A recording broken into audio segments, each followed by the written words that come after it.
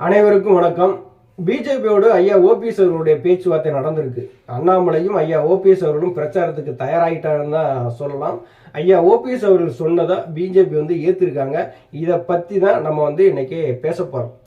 2024 பாராளுமன்ற தேர்தலில் தொண்டர்கள் உரிமை மீட்பு குழு சார்பாக யார் யார் போட்டியிடுறீங்களோ அவங்கெல்லாம் விருப்ப மனுக்களை வாங்கிக்கலாம்னு சொல்லிட்டு ஒரு அறிவிப்பு வந்தது.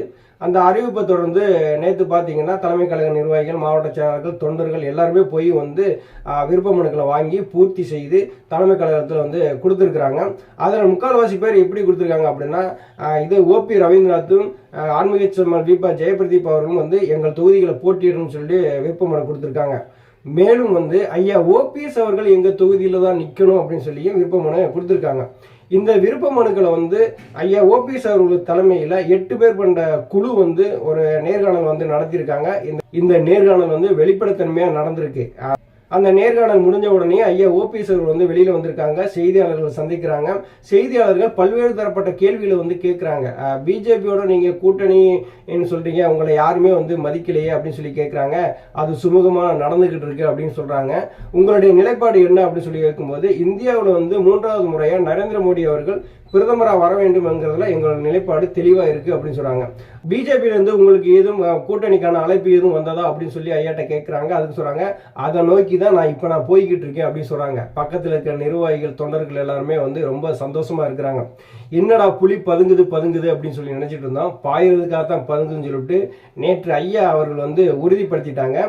எடப்பாடி பழனிசாமி என்ன நினைச்சிருப்பாரு, ஓபிஎஸ் என்கிற அந்த ஒரு மனிதர் இந்த அரசியலில் இருக்கக்கூடாது, அப்புறப்படுத்தணும், எந்த வகையிலாவது முடக்கணும்னு சொல்லி நினைச்சுக்கிட்டு எல்லா வகையிலையும் நீதிமன்றங்கள் போய் எல்லாமே நம்ம சாதிச்சிடலாம்னு சொல்லி நினைச்சிட்டு இருந்தாரு. இங்க நீதிமன்றங்கள் ஒரு கட்சியினுடைய தலைவனை தேர்ந்தெடுக்க முடியாது. ஒரு தொண்டன் தான் ஒரு தலைவனை தேர்ந்தெடுக்க முடியும். தொண்டர்களுடைய பலம் ஐயா ஓபிஎஸ் அவர்கள்ட்ட இருக்குது. கூட்டணி பேச்சுவார்த்தை நடத்துறதுக்கு ஐயா ஓபிஎஸ் அவர்கள் போறாங்க. அவர்களுக்கு கீழே கட்சியினுடைய இணை ஒருங்கிணைப்பாளர் வைத்தியலிங்கம், துணை ஒருங்கிணைப்பாளர் இருக்கக்கூடிய கூப்பா கிருஷ்ணன், ஜெயசிட்டி பிரபாகர், மனோஜ் பாண்டியன், கழகத்தினுடைய கொள்கை பரப்பு செயலாளர் புகழேந்தி எல்லாருமே இங்க போறாங்க. இந்த பேச்சுவார்த்தையானது கிண்டியில் உள்ள ஒரு தனியார் ஹோட்டல்ல தான் நடக்குது. ஐயா ஓபிஎஸ் அவர்கள் அங்கே போன உடனே பிஜேபி சார்ந்த கரூர் நாகராஜன் சிறப்பான வரவேற்பு கொடுக்குறாங்க. உள்ள அந்த கூட்டணி பேச்சுவார்த்தை நடத்தக்கூடிய இடத்துக்கு போறாங்க. அங்கே தமிழகத்தினுடைய பிஜேபி தலைவர் அண்ணாமலை தொகுதி கூட்டணி பற்றி பேசி முடிவெடுக்கிறதுக்கு மேலிட பொறுப்பாளர் நியமிச்சிருக்காங்க. அவங்களும் வந்திருக்கிறாங்க. அதற்கடுத்து பொன் ராதாகிருஷ்ணன் மற்றும் அந்த பிஜேபியினுடைய முக்கியமான தலைவர்கள் எல்லாருமே இருந்திருக்கிறாங்க. அப்போது அங்கே பேச்சுவார்த்தை நடந்திருக்கிறது. அந்த பேச்சுவார்த்தையில ஐயா ஓபிஎஸ் அவர்கள் என்ன சொன்னாங்களோ அதை தமிழ்நாடு பிஜேபி ஏத்துக்கிட்டது. கூட்டணி பேச்சுவார்த்தை முடிஞ்ச உடனே ஐயா ஓபிஎஸ் அவர்கள் வெளியில வர்றாங்க. அப்போதும் ஒரு செய்தியாளர்கள் கேட்கிறாங்க, எந்தெந்த தொகுதிகளில் நீங்க போட்டியிடுறீங்க அப்படின்னு சொல்லி. அதுக்கு ஐயா ஓபிஎஸ் அவர்கள் என்ன சொல்லியிருக்காங்க அப்படின்னா, நாங்கள் எந்தெந்த தொகுதியில் போட்டியிட போகிறோம், எத்தனை தொகுதியில் போட்டியிட போகிறோம் அப்படிங்கிறத அங்கே பேச்சுவார்த்தையில் நாங்கள் சொல்லியிருக்கோம். அது சுமூகமான ஒரு முடிவு ஏற்படும். முதல் முறையாக எங்கள்கிட்ட அவங்க பேச்சுவார்த்தை நடத்துனதுனால இன்னும் மற்ற கட்சிகளோட பேச்சுவார்த்தை நடத்தி எந்தவித பிரச்சனையும் இல்லாமல் சுமூகமான ஒரு முடிவை நாங்கள் எட்டுவோம் அப்படிங்கிறத செய்தியாளர் சந்திப்பில் ஐயா ஓபிஎஸ் அவர்கள் சொல்லியிருக்கிறாங்க. ஐயா ஓபிஎஸ் அவர்களும் அண்ணாமலை அவர்களும் பிரச்சாரத்துக்கு தயாராகிவிட்டாங்க அப்படிங்கிற மாதிரி தான் நமக்கு தோணுது. ஏன்னா கூட்டணி பேச்சுவார்த்தை கிட்டத்தட்ட பார்த்தீங்கன்னா 90% முடிஞ்சது. இனி எலெக்ஷன் டேட் அறிவிச்ச உடனே கூட்டணிக்கான தொகுதிகளும் வேட்பாளர்களும் அறிவிக்க வேண்டிய நிலைமையில தான் ஐயா ஓபிஎஸ் அவர்கள் நினைக்கிறாங்க. எடப்பாடி பழனிசாமி என்ன நினைச்சிட்டு இருந்தாரு, ஐயோ ஓபிஎஸ் எப்படியாவது அரசியல் இருந்து அப்புறப்படுத்தணும்னு சொல்லி நினைச்சிட்டு இருந்தாரு இல்லையா.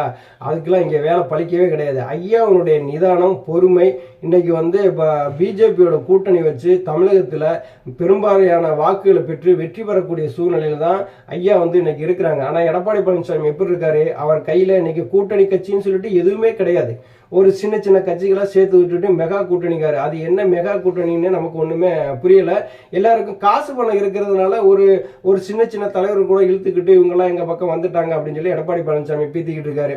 அங்கே இருக்கிறவங்களுக்கு எடப்பாடி பழனிசாமி செய்யறது பிடிக்கலைங்க மாதிரி தான் நமக்கு வெளியில வர தகவல் எல்லாம் நமக்கு ஊர்ஜிதப்படுத்துது. தேர்தலுக்கு எடப்பாடி பழனிசாமி கூப்பிட்டு கொடுத்தானே, எப்ப நான் உங்களுக்கு சீட்டு தர்றேன், உங்களுக்கு எங்க கம்பெனில இருந்து பணமும் தரேன், நீங்க நில்லுங்க அப்படின்னா எவனும் நிக்கிறதுக்கு ஆள் இல்லை. அந்த மாதிரி தெரிச்சு விடுறாங்க. ஆனா ஐயா ஓபிஎஸ் அவர்கள் அப்படி இல்லை.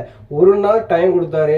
ஒரு நாள்லயே கிட்டத்தட்ட ஒரு 600க்கு மேற்பட்ட விருப்ப மனுக்களை வாங்கி அவங்க நேர்காணலே வெளிப்படைத்தன்மையோடு நடத்தி முடிச்சிட்டாரு. இதுதான் மிகப்பெரிய சாதனை.